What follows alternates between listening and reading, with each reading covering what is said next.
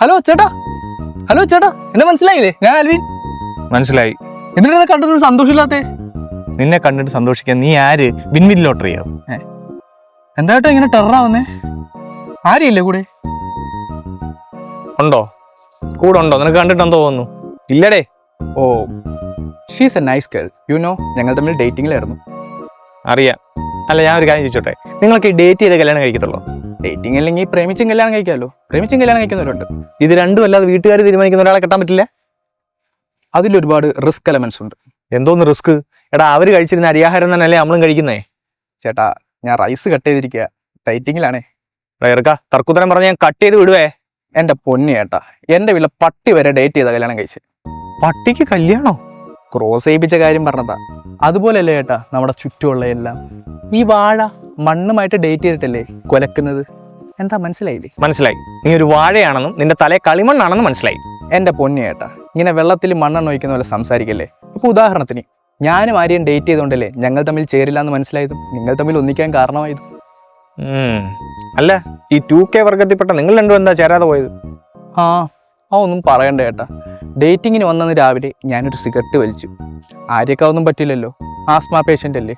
ആദ്യം ഒന്ന് വാൺ ചെയ്തു, ഞാൻ ഉച്ചക്കും വലിച്ചു, പിന്നെയും വാൺ ചെയ്തു, ഞാൻ വൈകിട്ടും വലിച്ചു. രാത്രിയായപ്പോൾ എന്നോട് പോയിക്കോളാൻ പറഞ്ഞു. അപ്പോഴാണ് കേട്ടോ ഞാൻ ശരിക്കും വലിച്ചു പോയത്. അല്ല, അപ്പൊ ഒരു ദിവസം പോലും ഡേറ്റ് ചെയ്തില്ലേ? എവിടുന്ന്? ഒരു പകൽ ഡേറ്റിംഗ്.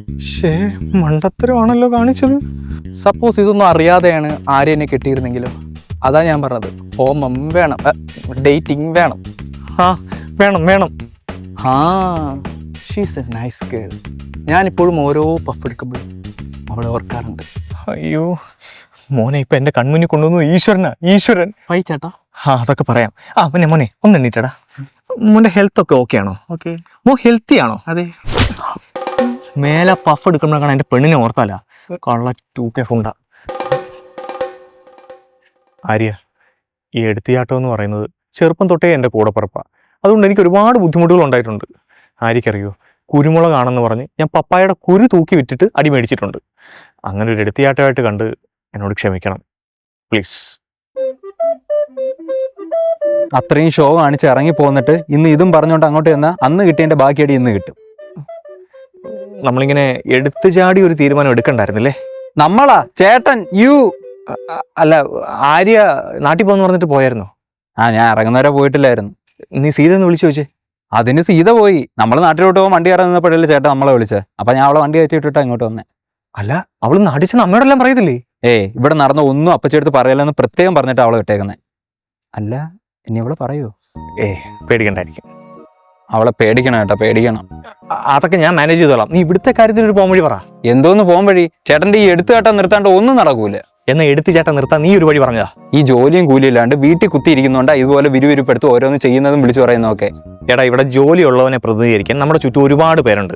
ബിസിനസ്മാൻമാരെ പ്രതിനിധീകരിക്കാൻ യൂസഫ് അലി ഉണ്ട്, പണക്കാരെ പ്രതിനിധീകരിക്കാൻ അംബാനിയുണ്ട്. പക്ഷെ ജോലി ഇല്ലാത്തവരെ പ്രതിനിധീകരിക്കാൻ ആരുണ്ടടാ? ഞാനുണ്ടടാ, അൺഎംപ്ലോയിഡാ. ചേട്ടാ ഒരു സത്യം മനസ്സിലാക്കണം.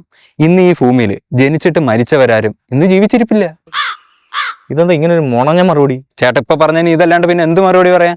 അപ്പനപ്പൂപ്പന്മാർ ഉണ്ടാക്കിട്ടുന്ന നിലങ്ങളും അതിന് കിട്ടുന്ന ഫലങ്ങളും തിന്ന് ജീവിക്കുന്നവർക്ക് എന്ത് കഷ്ടപ്പാട്. എന്തായാലും ഇപ്പൊ ചെന്ന് ചേട്ടത്തിയുടെ കാല് പിടിക്കാൻ നോക്ക്. കാല് പിടിക്കാനോ? മാപ്പ് പറഞ്ഞാ പോരെ? എന്താ കാല് പിടിച്ചാല്? അങ്ങ് തെലുങ്കില് ഗീതാ ഗോവിന്ദത്തില് വിജയ് ദേവരുണ്ടെങ്കിൽ രശ്മിക മന്ദാനയുടെ കാല് പിടിക്കാമെങ്കിൽ ഇങ്ങ് കേരളത്തെ അറപ്പുര വീട്ടിൽ കാർത്തിക്ക് ആര്യയുടെ കാലും പിടിക്കാം. എങ്കിൽ വാ. അല്ലടാ, ഇപ്പൊ പെട്ടെന്ന് അങ്ങോട്ടേന്ന് കാലൊക്കെ പിടിക്കണോ? ഒന്ന് ഫോൺ ചെയ്ത് മൈൻഡൊക്കെ ഒന്ന് സെറ്റാക്കി ഒന്ന് കൂളാക്കിയിട്ടൊക്കെ പോരെ? അത് ഞാൻ പറഞ്ഞ പോലെ ഒന്ന് കാല് പിടിച്ച. അതാണ് പ്രശ്നം. നീ പറഞ്ഞ എന്തെങ്കിലും ഇന്നുവരെ സക്സസ് ആയിട്ടുണ്ടോ? ചേട്ടൻ പറഞ്ഞ എന്തെങ്കിലും ഇന്നേ വരെ സക്സസ് ആയിട്ടുണ്ടോ? ഇല്ല. നീ പറയുന്ന കേട്ട് ഞാൻ തെയ്യും, അല്ലെങ്കിൽ ഞാൻ പറയുന്ന കേട്ട് നീ തെയ്യും. നമ്മൾ രണ്ടും തേഞ്ഞാലോ? ഈ ലോകം തീരൂലേ ചിയോതി കാവിലെത്തി വിളക്ക് കൊളുത്തി നാടറിഞ്ഞൊരു താലിയും. കേറിച്ചല്ലേ പറഞ്ഞല്ലോ, ഓർമ്മയുണ്ടല്ലോ. വാ. ഞാൻ തന്നെ വരുന്നു. ചേട്ടൻ ചെല്ലേ. ഞാൻ ഒറ്റയ്ക്ക് പോകാനോ? തീ കത്തിയ ഫ്ലൈറ്റിന് ആരെങ്കിലും ടിക്കറ്റ് എടുക്കൂ? അപ്പൊ ഞാൻ എടുക്കുന്നു.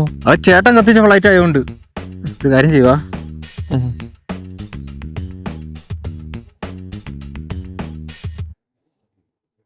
ഇപ്പൊ ബെല്ലടിച്ച എന്താ ഉണ്ടാവുക? ബെല്ലടിച്ച മണി കേൾക്കും. എന്റെ പൊന്നിട്ട് അടിക്കാൻ കണ്ട്. അല്ല ഇപ്പൊ ബെല്ലടിച്ച് ആരി ഇറങ്ങി വരത്തില്ലേ? ഇല്ല, ആര്യ അകത്തൊരു കുഴി എടുത്തിട്ട് അതിനകത്ത് കയറി കിടക്കും. ഒന്ന് അടിച്ചാണ് അങ്ങോട്ട്. എന്നാലും നിങ്ങളോട് വെള്ളം അടിക്കാനല്ലല്ലോ പറയുന്ന, ബെല്ലടിക്കാനല്ലേ. പ്ലീസ് ഒന്ന് അടിക്കി. ഈശ്വര ഭഗവാനേ. പൂജ നടത്തുന്ന എന്റെ പൊന്നേട്ട, ഇത് പൂജ നടത്ത അമ്പലത്തിലെ മണിയല്ല, വീട്ടിലെ മണിയാണ്. വിട്ടായിട്ടോ, എനിക്ക് കുറച്ച് പ്രിപ്പറേഷൻസ് ഒക്കെ വേണം. ഈശ്വര, ഇതിലടിക്കുന്ന അടി എൻ്റെ മുഖത്ത് വീഴാതെ നോക്കിക്കോണേ. അയ്യോ, കറണ്ടില്ലെന്ന് തോന്നുന്നു. തൊഴുതുകൊണ്ട് നിന്നപ്പോഴേ എനിക്കറിയായിരുന്നു, പ്രാഗി കറണ്ട് കളഞ്ഞതാ. ഒരു കാര്യം ചെയ്, മുട്ട്. അയ്യോ നോവും, ആഞ്ഞു മുട്ട അങ്ങോട്ട്. അനക്കൊന്നും കേൾക്കുന്നില്ലല്ലോ. അനക്കൊന്നും കേൾക്കുന്നില്ലെന്ന് അതിനർത്ഥം ആര്യ അകത്ത് സൂയിസൈഡ് ചെയ്യാൻ പോണെന്നല്ലേ ചേട്ടൻ വിചാരിക്കുന്നേ? നീ എന്ത് പറയുക? ഞാൻ ഇങ്ങനൊന്നും വിചാരിച്ചിട്ട് പോലുമില്ല. ഇങ്ങനെ നെഗറ്റീവ് അടിക്കല്ലേ ചേട്ടാ. ഒരു കാര്യം ചെയ്യാം, ആര്യയുടെ റൂമിന്റെ ജനലിന്റെ അവിടെ പോയി നോക്കാം. വാന്നേ. അയ്യോ,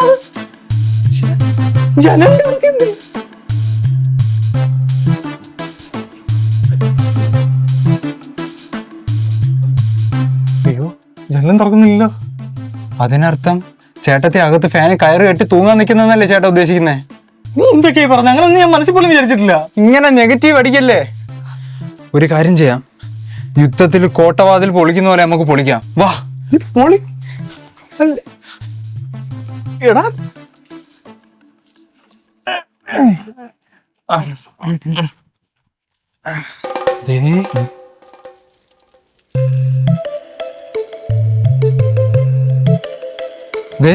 അകത്ത് തൂങ്ങിച്ചാകാൻ നിന്നിരുന്ന ആര് പുറത്തുനിന്ന് വെള്ളം അടിക്കുന്നു? ആര്യ, എൻ്റെ എടുത്തിയാട്ടം, കുരുമുളകിന്റെ കുരു, പപ്പായയുടെ തൂക്കം, ഞാൻ മുമ്പ് എന്തൊക്കെയാ പറഞ്ഞേ? ചന്തയെന്ന് അടി കിട്ടിയതല്ലേ? ഒന്ന് അകത്തേക്ക് വരൂ, ഒരു കാര്യം പറയാന്. അകത്തേക്കല്ലേ?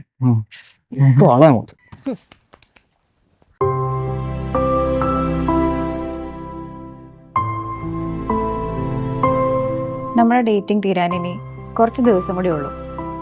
കൃത്യമായിട്ട് പറഞ്ഞ ജാനുവരി 26 വരെ.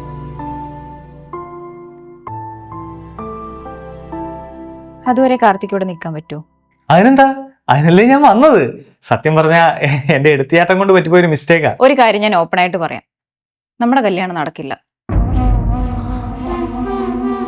അത് ആര്യ, ഒന്നും പറയണ്ട, ഞാൻ നല്ലപോലെ ആലോചിച്ചെടുത്ത തീരുമാനം. നമുക്കിടയിലുള്ള അഭിപ്രായ വ്യത്യാസങ്ങൾ മനസ്സിലാക്കി ഒരുമിച്ചൊരു ജീവിതം സ്റ്റാർട്ട് ചെയ്യാനാണ് ഞാൻ ഈ ഡേറ്റിംഗ് എന്ന് പറഞ്ഞ കാര്യം പറഞ്ഞത്. പക്ഷെ ഇവിടെ വന്നിട്ട് ഈ ഒരു നിമിഷം വരെ കാർത്തിക് എന്തെങ്കിലും ഒരു നെഗറ്റീവ് തോന്നിക്കഴിഞ്ഞാൽ കാർത്തി അത് എന്നോട് കമ്മ്യൂണിക്കേറ്റ് ചെയ്തിട്ടില്ല. കാർത്തി ചിന്തിക്കുന്ന ശരിയാന്ന് വിചാരിച്ച് കാർത്തി അങ്ങ് പെരുമാറും. അങ്ങനെയുള്ള ഒരാളായിട്ട് ഞാൻ എങ്ങനെ ലൈഫ് മുഴുവൻ ജീവിക്കുക? പിന്നെന്തിനാ ഡേറ്റും കഴിയുന്നവർ ഇവിടെ നിൽക്കാൻ പറഞ്ഞത്? ഞാൻ എൻ്റെ സ്റ്റഡീസ് കണ്ടിന്യൂ ചെയ്യാൻ തീരുമാനിച്ചു എബ്രോഡിൽ. അതിൻ്റെ കാര്യങ്ങളൊക്കെ ഒന്ന് സെറ്റ് ആവുന്ന വരെ എനിക്ക് കുറച്ച് സമയം വേണം. ഇപ്പം ഞാൻ ഡേറ്റിംഗ് നിർത്തി വീട്ടിലേക്ക് പോയാൽ അവരടുത്ത ആലോചനയായിട്ട് വരും.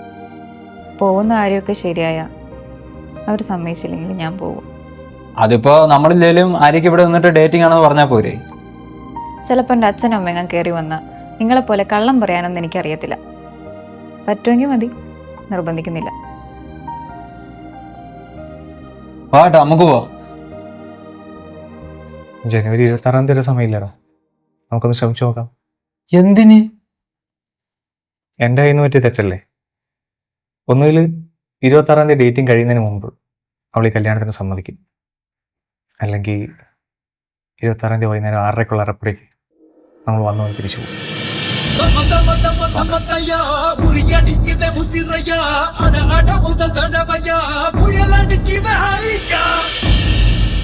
ഹായ്, ഞങ്ങളുടെ 90s versus 2K web series ഒരു വലിയ വിജയമാക്കിയതിൽ ഒരുപാട് നന്ദിയുണ്ട്.